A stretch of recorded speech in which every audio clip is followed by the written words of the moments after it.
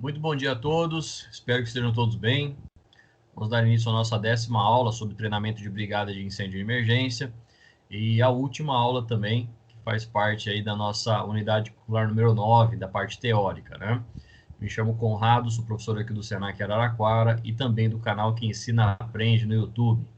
Hoje nós falaremos sobre as formas de atuação da brigada e as atribuições do brigadista no que diz respeito ao combate a incêndio.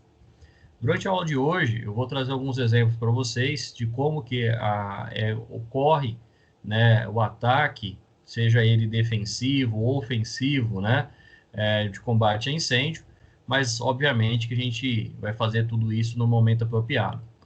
Quando a gente fala, então, sobre o treinamento da brigada e essas áreas de atuação, é legal a gente conhecer as ações do brigadista. Quais são as ações do brigadista no que diz respeito a combate a incêndio?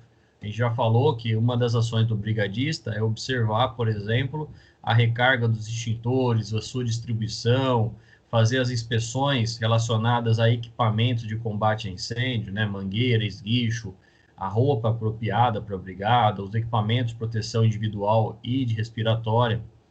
E quando a gente fala sobre as ações do brigadista, também tem a parte de combate a incêndio, né? Se for, obviamente, uma simulação, é a parte mais agradável, né, da atuação do brigadista, mas quando é, de fato, uma área, né, que está acontecendo ali um incêndio, está acontecendo um princípio de incêndio, o brigadista deve efetuar todas as etapas, né, essas 5 etapas que a gente está vendo aqui no slide. Então, sempre numa brigada, deve haver uma organização clara de quem é o agente da resposta e os seus responsáveis. Então, na brigada, a gente tem ali uma equipe que vai fazer a sua resposta, né? E nós teremos os responsáveis para realizar essas ações. Ou seja, existe uma cadeia de comando, de certa forma, né? Tem ali o chefe da brigada, o líder da brigada e os brigadistas logo na sequência. O chefe da brigada, a gente vai falar um pouquinho mais à frente sobre isso, mas eu oriento nem sempre que seja uma pessoa mais antiga da empresa, um funcionário mais antigo, visto que ele conhece todo o risco da empresa e conhece todos os setores. Os líderes da brigada geralmente são aqueles que atuam, né, ativamente enquanto brigadistas e também que eles conseguem ali exercer um papel de liderança. E todos os demais são os brigadistas, que podem ser ali tanto pessoas que passaram por um certo treinamento, que fizeram uma capacitação e que foram selecionados para serem brigadistas. Esse comando ele vai emanar, né, diretrizes operacionais em resposta a um sinistro, sempre com o estudo da situação. Então, o chefe da brigada vai observar o princípio de incêndio e é dele a decisão de acionar a brigada ou não, seja durante o ambiente de trabalho, seja no momento que a empresa está passando ali por uma reformulação da sua brigada, ou seja, por exemplo, no momento em que os trabalhadores, os brigadistas não estão na empresa. Então, o chefe da brigada, né, geralmente ele vai ser o primeiro a ser acionado e ele vai fazer ali um telefone sem fio, vamos dizer assim, né, de ligar para outros brigadistas, acionando para que eles tenham uma resposta ao sinistro.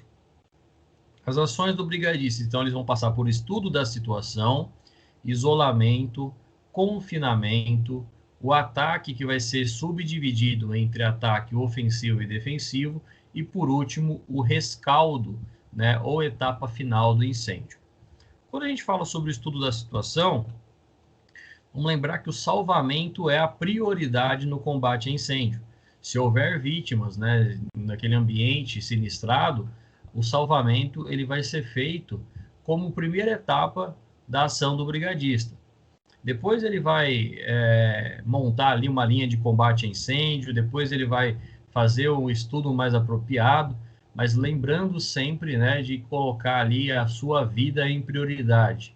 A vida do brigadista ela é a mais importante, independente de qualquer outro que esteja em risco. O estudo da situação é o processo, ainda que mental, né, da avaliação da cena. Então, o líder da brigada, o chefe da brigada, vai fazer um estudo mental, né, e observar a cena do sinistro. Se esse incêndio está acontecendo, que forma que o incêndio está acontecendo, se existe a presença de líquidos inflamáveis dentro daquele galpão, dentro daquele ambiente, qual que é a velocidade do vento e qual que é a direção do vento. Então, quando a gente fala do estudo da situação, é um processo para se avaliar e direcionar naturalmente como que vai ser feito o ataque a esse incêndio, a esse sinistro. Deve ser feito, então, o dimensionamento dos riscos, né, observando todas as etapas que eu acabei de citar, se existe a presença de material energizado, se existe a presença de líquidos inflamáveis, se existe a presença de barracões ali que podem, né, serem sinistrados sequencialmente, através da etapa de convecção, de irradiação do calor, né? Deve ser feita uma análise dos recursos disponíveis, ou seja, o recurso é tanto a mão de obra, né, tanto os brigadistas, como os equipamentos presentes no ambiente. Então, essa análise do recurso, ela passa também pelo estudo da situação. Os tipos de combustíveis que estão sendo incendiados, né, o tipo de material líquido inflamável ou gases inflamáveis, a possibilidade da propagação, a gente viu na aula de ontem, né, a propagação que ela ocorre através da convecção, da condução e da radiação. Então, essa propagação, ela deve ser observada até mesmo para que seja direcionado uma mão de obra, né, ou consequentemente, aquele trabalhador, aquele brigadista para isolar aquela área, para abafar aquela área e para resfriar aquela área. A existência ou a possibilidade de existência de vítimas, os riscos estruturais presentes e os adversos presentes também, né? Trânsito, populares, pessoas que queiram ajudar e que podem se tornar vítima. Então, no estudo da situação, o chefe da brigada tem que pensar em tudo isso. É a cabeça pensante, vamos dizer assim, né, da atuação do brigadista. E no estudo da situação, mesmo que o brigadista ele tenha ali, né, o chefe da brigada não tenha os recursos disponíveis, ele tem que pensar em solicitar esses recursos através do corpo de bombeiro, através do acionamento de outras pessoas para ajudarem, né, populares que se porventura puderem, se coloquem ali na condição de auxiliares, mesmo sem um conhecimento prévio, né, do que é a brigada e de como atuar. Então, no estudo da situação, o chefe da brigada deve observar todas essas eventuais hipóteses, né, e, consequentemente, como fazer para atuar naquele sinistro. Então, nesse caso que eu estou demonstrando para vocês, é um incêndio em uma empresa, né? E o chefe da brigada tem que observar que o incêndio ele está acontecendo nessa parte. A gente tem uma vegetação mais acima e temos um prédio na parte posterior. A brigada, ela certamente vai atuar no ataque frontal, né, em combate ao incêndio. Então, a brigada ela vai ser formada nessa parte inicial. Deve ter uma contenção de um outro brigadista, de uma outra equipe aqui, para não deixar esse incêndio chegar na vegetação, porque seria uma catástrofe, né? Olha o tamanho dessa vegetação, né? Então, deve haver ali uma conduta de resfriamento desse pavilhão aqui, consequentemente de toda a vegetação. E se o vento, né, estiver sentido ao prédio lateral aqui, também deve ter um ataque, né, feito ali uma perfuração para que esse incêndio ele não chegue, né, na parte total do barracão. Até mesmo porque quando a gente fala sobre o fogo, né, esse tipo de incêndio aqui, tudo me indica que ele é um incêndio relacionado à parte sólida, né, do prédio. Então, todo o material sólido aqui, ele vai ser queimado, né, vai ser sinistrado, independente, né, do brigadista estar ali presente ou não. Então, o que deve ser feito é uma espécie de fechamento, vamos dizer assim, né, para cobrir todo o fogo. Então, uma equipe vai atacar frontalmente e vai ter um ataque envolvente, né, na parte lateral. E até mesmo de perfuração, que é uma outra etapa que a gente vai ver um pouquinho mais à frente. Já nesse caso específico, se é um incêndio que ele está acontecendo, né, em um ambiente aberto, como é o caso aí numa vegetação, existe, né, o ponto de origem do fogo, o ponto de origem do incêndio, deve ser montada uma equipe de retaguarda ou de cauda, né? Deve ter uma equipe atuando no flanco direito, no flanco esquerdo, e lembrando, né, que o rumo do vento ele vai ser superior. Então, deve ter uma preocupação muito grande, né, se for o caso de uma vegetação ou se for o caso ali de uma própria empresa, porque o vento, vamos lembrar que o vento ali ele vai ser um combustível, ele vai atuar para que o fogo permaneça, né, queimando, para que o fogo permaneça atuando e, consequentemente, proliferando, vamos dizer assim, né, aumentando ali a sua possibilidade de incêndio. Então, no estudo da situação, deve ser observado toda e qualquer hipótese relacionado à continuidade do fogo. E o brigadista vai atuar, né, com primazia ali, com muita técnica para apagar esse incêndio o quanto antes. Então, a ação do brigadista, mediante ao estudo da situação, será de observar as ações do chefe da brigada, e o chefe da brigada vai direcionar suas equipes, seja separado através de um líder, né, ou 2, 3 líderes, e os demais brigadistas. A gente está vendo aqui uma equipe com 9 brigadistas, né? Então a gente tem os 3 líderes e 6 brigadistas efetivos. Vocês vão observar que a cadeia de comando, né, o chefe vai ficar sempre na região posterior, sempre no fundo.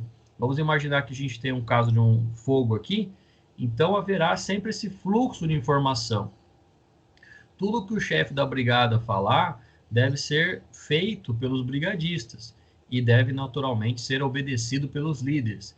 Não adianta, né, o líder ali simplesmente achar que ele tem o entendimento da situação, ele vai sair daqui, vai montar uma outra linha posterior, porque ele pode se tornar uma própria vítima desse combate. Os brigadistas também vão ter que ter respeito, né, e obedecer à figura do líder. Aqui a gente está vendo, por exemplo, 3 linhas de combate a incêndio. Então, uma linha vai atuar de modo lateral, né, em conjunto com a outra linha aqui, a linha do líder 3, né, isso vai chamar de um ataque envolvente. E a linha do líder 2 vai ter um ataque frontal.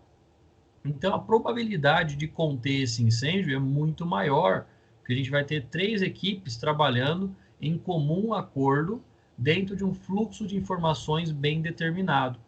Então, no momento que a gente chama do chefe da brigada, ele tem isso na cabeça dele, ele tem esse estudo da situação para que consiga combater um incêndio de modo coerente.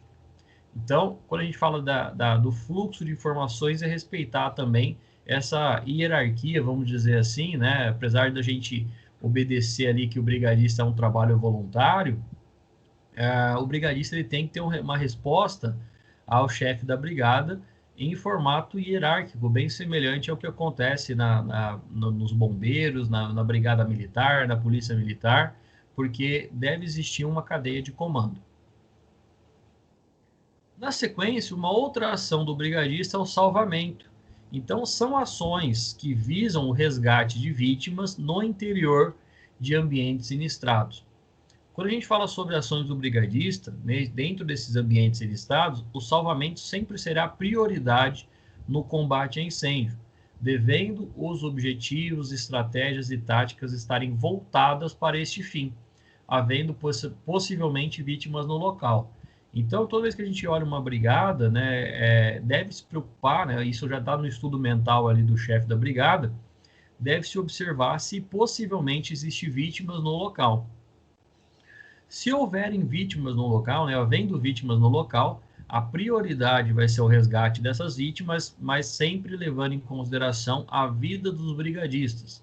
Então, haverá ali uma evacuação rápida, né, e uma varredura, né, vamos dizer assim, dos 2 brigadistas em procura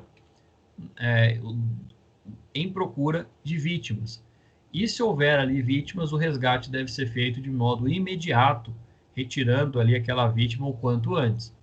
Vamos lembrar que a gente já teria, né, naturalmente, um treinamento de primeiros socorros, um treinamento bem executado relacionado à reanimação cardiopulmonar, a retirar uma vítima numa situação de incêndio.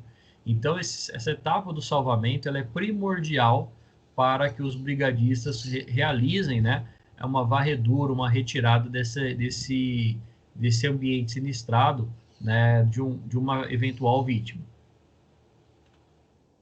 Além, então, da ação de estudo e salvamento, nós temos a ação de isolamento, que é devido à transferência de energia do incêndio, combustíveis de edificações podem, né, não ter sido atingidas, mas podem entrar na etapa de pirólise, que é aquela etapa que a gente viu lá na aula, que é quando começa a presença de gases, né, geralmente em um líquido mais volátil, existe a presença de gases combustíveis devido à evaporação, que eles podem chegar em combustão.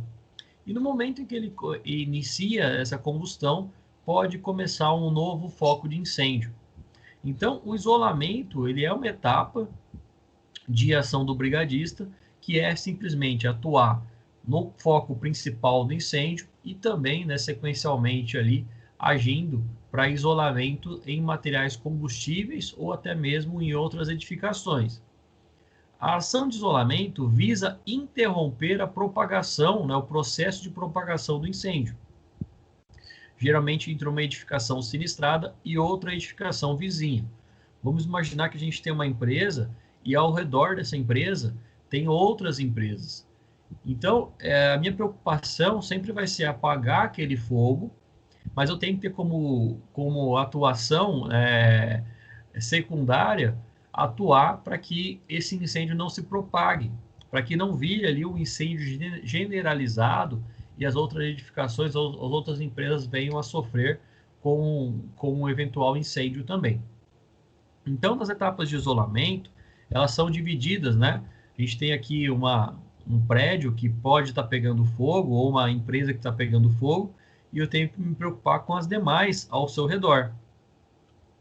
Então, eu tenho ali uma empresa pegando fogo, eu tenho uma empresa com ambiente sinistrado, que ele já teve um acionamento para o corpo de bombeiro atuar, e, sequencialmente, eu tenho que me preocupar com a forma, né, de radiação desse fogo para que ele não inicie, né, o incêndio, ele não se propague através da radiação nesse ambiente. Uma forma de manter o isolamento é resfriando as edificações, né, sejam elas frontalmente, lateralmente. Então, eu vou colocar um brigadista ali para atuar, né, nessa forma de isolamento e eu vou tentar, né, manter a outra equipe da brigada focada em apagar esse fogo. Então, percebam, né, vamos lembrar daquelas 3 linhas que a gente viu agora há pouco, a linha do brigadista da linha A, né, da linha 1 e da linha 3 aqui, e o da linha 2 vai focar ali para que ele resfrie os demais prédios, né, principalmente o que está ali já com o foco de incêndio. Então, após o início do incêndio, ocorre a propagação do fogo através da radiação.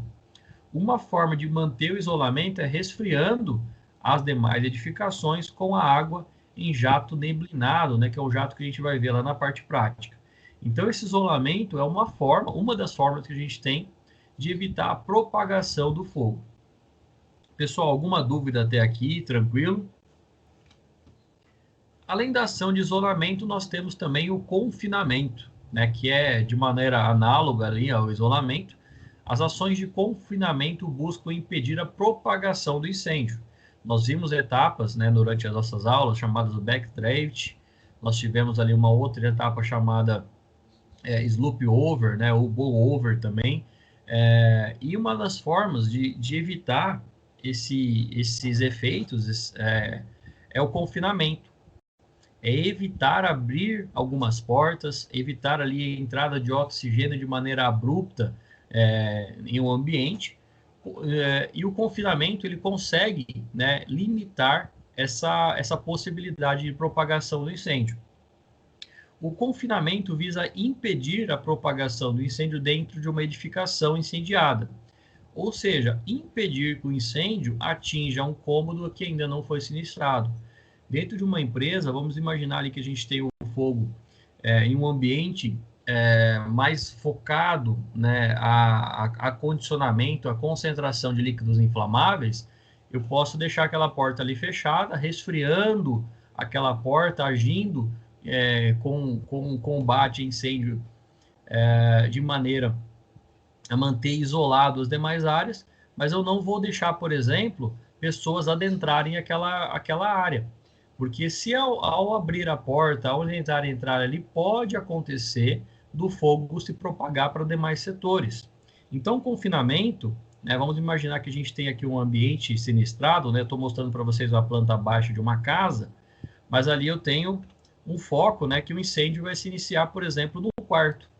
E ele pode se propagar para os demais cômodos. Então, uma forma que a gente consegue limitar, vamos dizer assim, que o incêndio se propague, é fechando a porta e deixando queimar tudo que está ali dentro, né? Vamos deixar assim, de maneira mais técnica, né? Deixar o fogo agir por si só. Então, eu tenho um quarto que começou a pegar fogo. Se eu deixar todas as portas ali, a tendência é que o fogo vá passando para outros setores, através da radiação, através da própria fumaça que vai conduzir, né, esse incêndio. Então, geralmente, quando ocorre em um ambiente, né, o incêndio ele começa com um foco, mas esse foco vai se alastrar para todo e qualquer lugar onde tiver presença de oxigênio.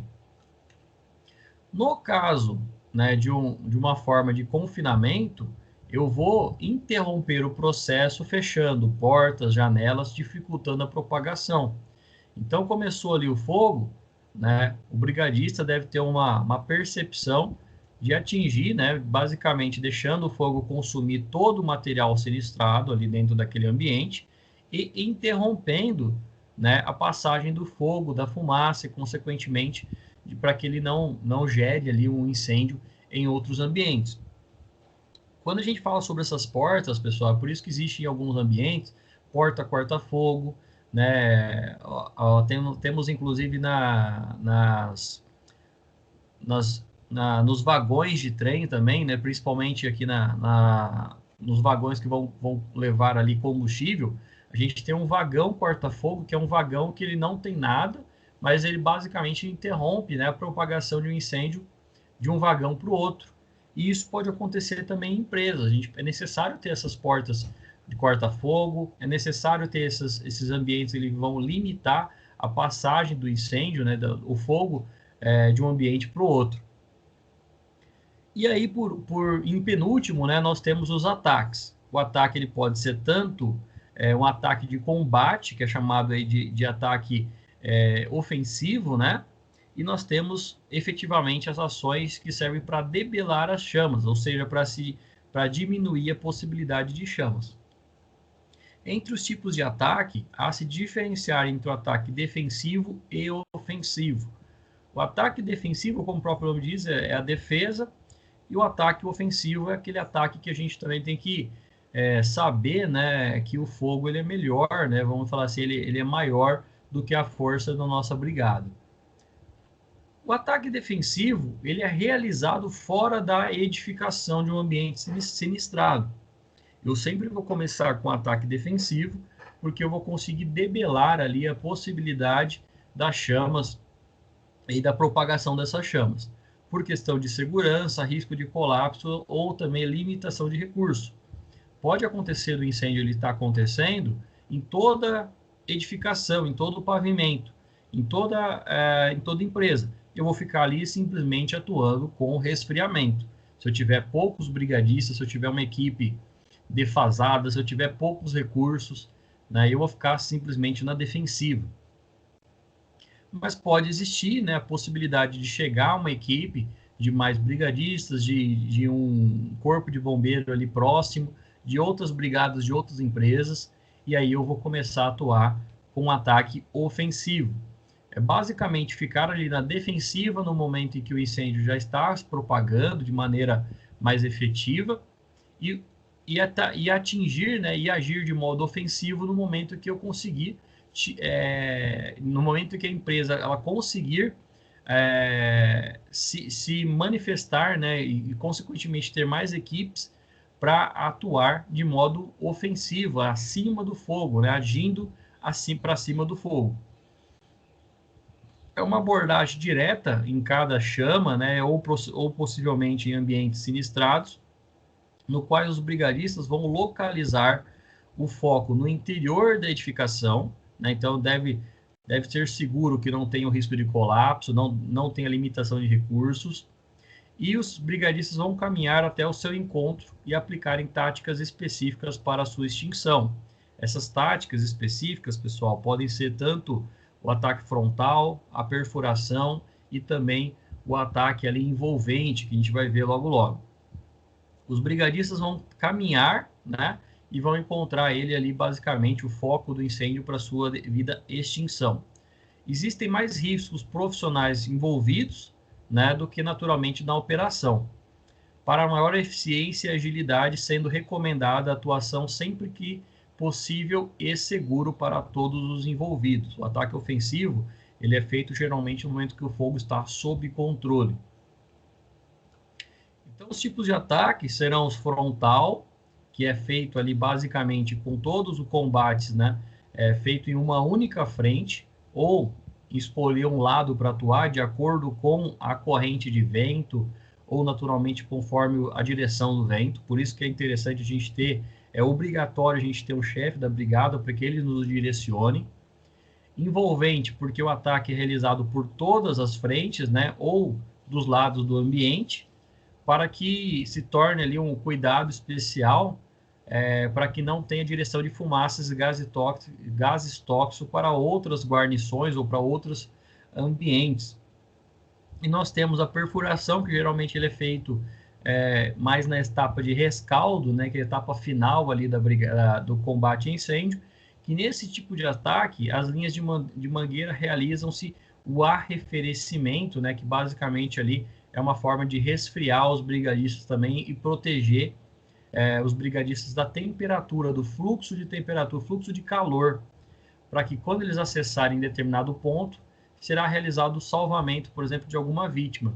Essa etapa de perfuração, ela geralmente ocorre já no ataque ofensivo, e no frontal envolvente vai atuar já no ataque defensivo.